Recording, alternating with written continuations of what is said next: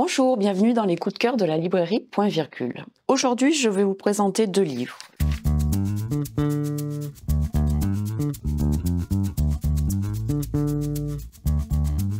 Le premier s'appelle Le silence des repentis de Kimi Cunningham Grant.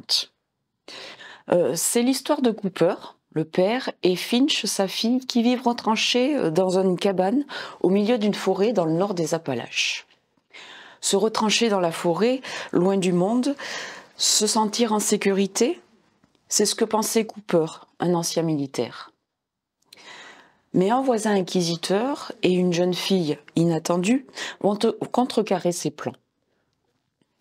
Vous l'avez compris, cet homme, Cooper, cache son passé et la paix qu'il recherche ne peut se construire sans révéler la vérité. Dans ce roman, nous vivons au cœur de la nature, qui peut être protectrice, et du jour au lendemain devenir votre pire ennemi. C'est un roman tendre et tendu à la fois. La tendresse se ressent dans les relations entre le père et la fille, et la tension avec les bruits, les peurs que la nature peut engendrer. C'est un roman dont vous éprouvez la moindre émotion, le moindre brindille d'herbe piétinée. C'est un roman sensible et inquiétant.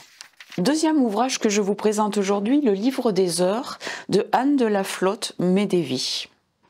Donc Marguerite, l'héroïne du livre, est une jeune fille vivant à Paris dans une maison d'enlumineurs au XVe siècle. C'est une jeune fille intelligente et plutôt obstinée qui, malgré les remontrances de sa mère, souhaitant la marier à un bon parti, ne vit que pour l'enluminure et la peinture.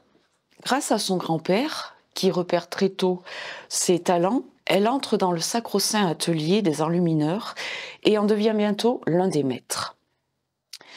Dans son livre des heures, qu'elle confectionne elle-même, un livre des heures, normalement, c'est un livre de prière qui est richement orné, mais dans celui qu'elle confectionne, elle ose y inscrire des secrets de sa vie.